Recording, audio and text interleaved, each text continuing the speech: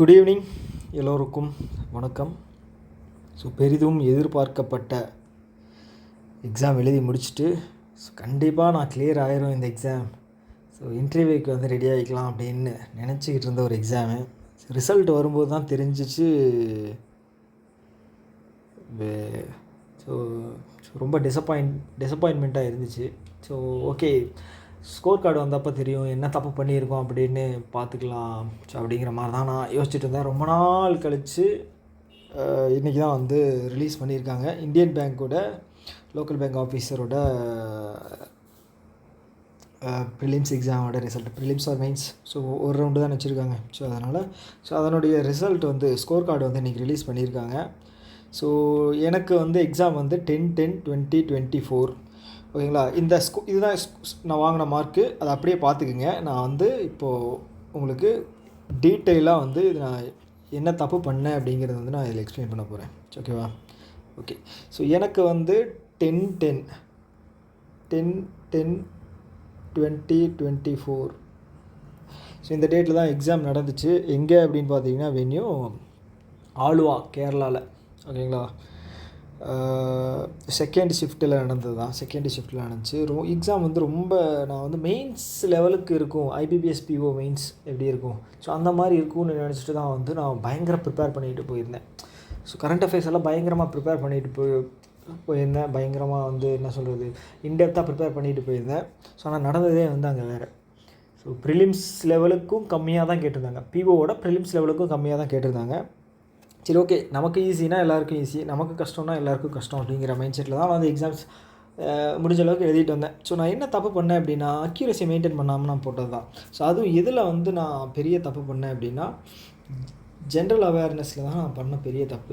So நல்லா படிச்சிருந்தேன். என்ன ஆச்சு அப்படின்னா ஸ்டாட்டிக் ஜிகே தான் ஃபுல்லாக கேட்டிருந்தாங்க. ஸோ மேக்ஸிமம் ஸ்டாட்டிக் ஜிகே கேட்டிருந்தாங்க. நான் என்ன பண்ணிட்டேன், சரி ஓகே மேக்ஸிமம் அட்டெம்ப்ட் கொடுத்துருவோம், ஸோ பாஸ் ஆகிடுவோம், ஏன்னா நம்ம மேலே நம்பிக்கை இருக்குது, நல்லா படிச்சிருக்கோம். ஏன்னா எல்லா டாப்பிக்குமே தெரிஞ்ச மாதிரி தான் இருக்கும். ஆப்ஷன் எலிமினேட் பண்ணால் 1 2 இல்லைன்னா ஒரு மேக்ஸிமம் 3 ஆப்ஷன் வர்ற மாதிரி இருக்கும். ஸோ அதில் ஓகே இதுதான் இருக்கும் அப்படின்னு சொல்லி ஒரு சில கொஷின்ஸை நம்ம அட்டென்ட் பண்ணிட்டு வருவோம். ஸோ அது 100% அக்யூரஸியாக இருக்காது. ஸோ நான் இதில் 10 தான் கன்ஃபார்ம், இதில் 10 கரெக்டாக இருக்கும் அப்படின்னு தான் நினச்சிட்டு நான் போட்டேன். ஸோ 10 கம்பல்சரி கரெக்ட் அப்படின்னு. ஸோ ஆனால் சரி மிச்சம் இருக்கிறதுல எப்படியோ வந்துடும் அப்படின்னு தான் மைண்ட் செட்டில் தான் போட்டேன். சரி நமக்கு கஷ்டம் அப்படின்னா எல்லாருக்கும் கஷ்டமாக தான் இருக்கும் அப்படின்னு சொல்லி தான் நான் ஒரு மைண்ட் செட்டில் இருந்தேன். ஸோ அது மேபி தப்பாக கூட இருக்கலாம். ஓகே. ஸோ அதுதான் நான் பண்ண பெரிய தப்பு. அதுக்கப்புறம் பார்த்துட்டிங்க அப்படின்னா இங்கிலீஷில் கிட்டத்தட்ட ரொம்ப அடி விழுந்துருச்சு. ஓகேங்களா. 30 மார்க்குக்கு 28.57 தான் வந்திருக்கு. ஸோ ஃபஸ்ட்டு ஓவரால் என்னோடய அட்டெம்ப்ட் நம்ம பார்த்துருவோம்.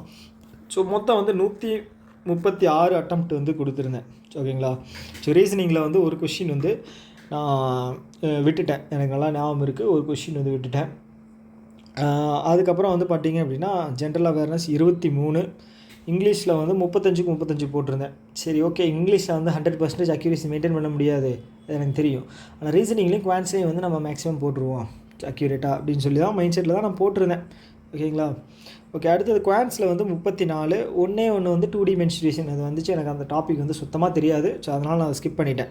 ஸோ ஆனால் எனக்கு என்ன சொல்கிறது, ஸோ நான் பண்ண பெரிய தப்பும் என்னென்னு பார்த்துட்டிங்க அப்படின்னா 3 தப்பு பண்ணியிருக்கேன். குவான்ஸில் 3 தப்பு பண்ணியிருக்கேன். 3 தப்பு அப்படிங்கிறது ரொம்ப ரொம்ப பெரிய ஒரு இது.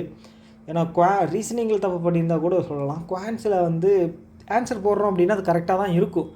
ஓகேங்களா.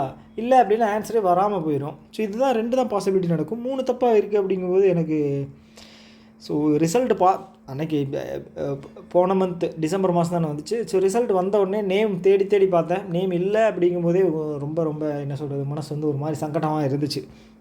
ஸோ எங்கே தப்பு பண்ணியிருப்போம் அப்படின்னு பார்த்தா இப்போ தான் தெரியுது.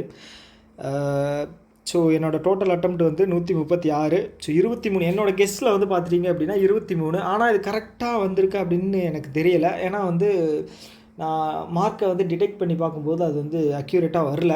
ஸோ மேபி 2 ஸ்லாட் இருந்ததுனால நார்மலைசேஷன் ஏதாவது பண்ணியிருக்காங்களா அப்படிங்கிறது தெரியலை.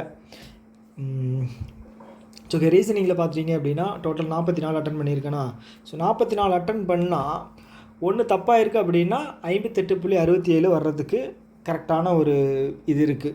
மார்க் வந்து கால்குலேட் பண்ணால் கரெக்டாக வருது. ஏன்னா வந்து ஒரு ஈச் கரெக்டான போட்ட கொஷினுக்கும் வந்து 1.33, தப்பாக போட்டதுக்கு வந்து 0.33 மார்க் அப்படிங்கிறது போகும். ஸோ இதெல்லாம் வந்து சைடில் நான் போட்டிருக்கிறது வந்து பார்த்திங்க அப்படின்னா கரெக்டும் தப்புக்கும் எவ்வளோ மார்க் போகும் அப்படிங்கிறது தான் நான் போட்டிருக்கேன்.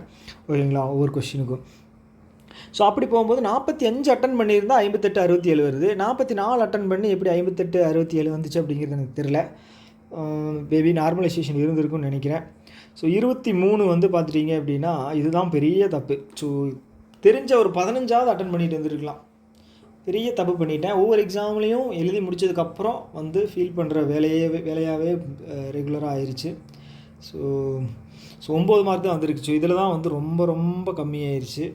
ஸோ இதில் மட்டும் கொஞ்சம் ஒரு 5 to 6 மார்க் வந்துருச்சு அப்படின்னா முதல்ல கட் ஆஃப் எவ்வளோன்னு சொல்லிடுறேன். கட் ஆஃப் ஒரே நிமிஷம் இல்லைங்களேன். கட் ஆஃப் ஒரே நிமிஷம் இப்போ தான் பார்த்தனே.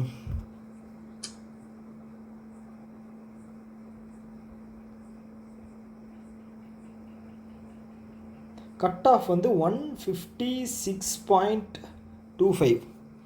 கட் ஆஃப் வந்து 156.25. 8.25 மார்க் வந்து ஷார்ட்டேஜ் ஆயிடுச்சு. ஓகேங்களா. ஸோ குவான்ஸில் வந்து 34 அட்டன் பண்ணேன், 51.86. ஸோ அதுலேயும் வந்து பெரிய தப்பு பண்ணிட்டேன். சரி, ஓகே, 148 வந்திருக்கு. ஓகே, இதில் என்ன தப்பு பண்ணாமோ ஸோ அதை வந்து திருத்திக்கிட்டு அப்கமிங் எக்ஸாம்ஸில் வந்து அதில் கான்சன்ட்ரேட் பண்ணி சக்சீட் ஆகிறது தான் வந்து நம்மளோட நோக்கமாக இருக்கணும். ஸோ முடிஞ்சதை நினச்சிட்டு எதுக்கு ஃபீல் பண்ணிக்கிட்டு.